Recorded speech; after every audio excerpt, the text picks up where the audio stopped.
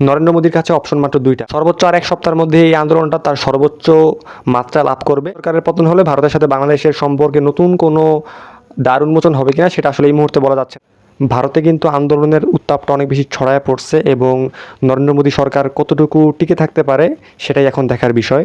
ভারতের আন্দোলনটা কিন্তু এতক্ষণ পর্যন্ত ছিল শুধুমাত্র দিল্লি কেন্দ্রিক, কিন্তু আজকে দেখলাম যে এই আন্দোলনটা শুধুমাত্র দিল্লিতে না, বরং কলকাতা এবং মুম্বাই এরকম বড় বড় শহরগুলোতেও ছড়ায় পড়ছে। নরেন্দ্র মোদীর জন্য প্লাস পয়েন্ট ছিল যে আন্দোলনকারীরা অনেক শান্তশিষ্ট ছিল, তারা অনেক ব্রুটাল কোনো স্টেপ তারা নেয় নাই কিংবা কোনো অ্যাগ্রেশন তারা শো করে নাই। কিন্তু 20 তারিখে নরেন্দ্র মোদী সরকারের পক্ষ থেকে পুলিশের মাধ্যমে যে লাঠিচার্জটা করা হয়েছিল, এটা ছিল নরেন্দ্র মোদী সরকারের অনেক বড় একটা ভুল। এবং এই ভুলের কারণে দেখা গেছে যে আরও অনেক হাজার হাজার প্রোটেস্টার্স সেই দিল্লির যন্তর মন্তর যে শহরটা আছে সেখানে জড়ো হয়েছে। এখন নরেন্দ্র মোদী সরকার যদি আরেকবার লাঠিচার্জ করে এই আন্দোলনকারীদের উপরে, তাহলে কিন্তু প্রোটেস্টটা খুবই বড় আকার লাভ করবে। এখন পর্যন্ত কিন্তু প্রোটেস্টটা খুবই শান্তশিষ্ট, তারা কিন্তু এটাকে এনজয় করতেছে। তারা অনেকে এখানে ঘুরতে আসতেছে, তারা এখানে খাবার খাচ্ছে, তারা সেলফি তুলতেছে, একটা আনন্দদায়ক পরিবেশ, এটা একটা কালচারাল ফেস্টের মতো জিনিসটা অনেকটা মনে হচ্ছে। কিন্তু যদি আরেকবার সরকার যদি লাঠিচার্জ করে আন্দোলনকারীদের উপরে, তখন কিন্তু এটা আর এরকম সুন্দর পরিবেশের মধ্যে থাকবে না, তখন কিন্তু খুবই ভায়োলেন্ট একটা পরিস্থিতি তৈরি হবে। এবং আন্দোলনকারীরা কিংবা যারা সরকারের পতন ঘটাতে চাচ্ছে, তারা কিন্তু এই মোমেন্টের অপেক্ষাতেই রয়েছে যে কখন শিক্ষার্থীদের উপর একটা হামলা হবে বা আন্দোলনকারীদের উপর একটা হামলা হবে এবং একটা বড় ধরনের একটা প্রোটেস্ট শুরু হবে এবং তখন আইন শৃঙ্খলার যে পরিস্থিতি সেটা খুবই ডাউন হবে।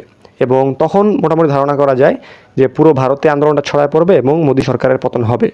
কিন্তু আমার মনে হয় না যে নরেন্দ্র মোদী সরকার এতটা বোকা, কারণ তারা জানে যে বাংলাদেশে কী হয়েছে, নেপালে কী হয়েছে, এবং আমার মনে হয় তারা একটা শান্তিপূর্ণ একটা অ্যাপ্রোচের মধ্য দিয়ে এগোবে।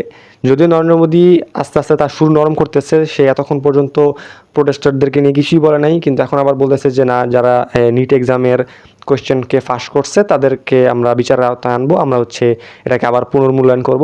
কিন্তু এখন আন্দোলনকারীরা বলতেছে যে এটা তো অনেক দেরি হয়ে গেছে, আমরা এতদিন ধরে বলতেছি, এখন আপনার কানে কথা গেছে, আপনি সরি বলেন নাই, আপনার শিক্ষামন্ত্রী এখনও পদত্যাগ করে নাই, 20 তারিখে আপনি যে আমাদের উপর হামলাটা করছেন সেটার জন্য আপনি আমাদের কাছে ক্ষমা চান নাই।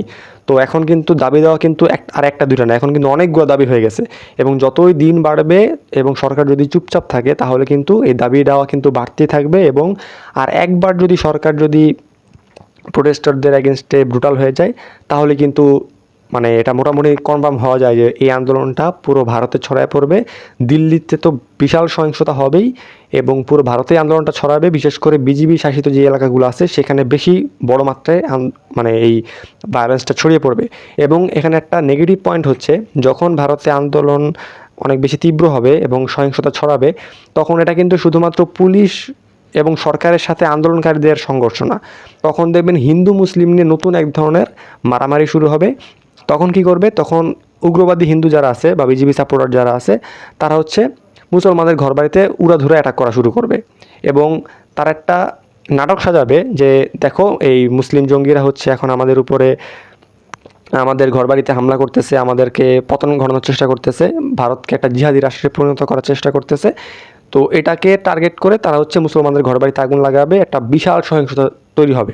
নরেন্দ্র মোদী সরকারের পতনটা খুবই ইজিলি ওয়েতে, খুবই ইজি ক্ষমতার হ্যান্ড ওভার করবে। বিষয়টা আসলে এরকম না। যদি নরেন্দ্র মোদী সরকারের পতন হয়, তাহলে সেটা খুবই ভায়োলেন্টলি হবে।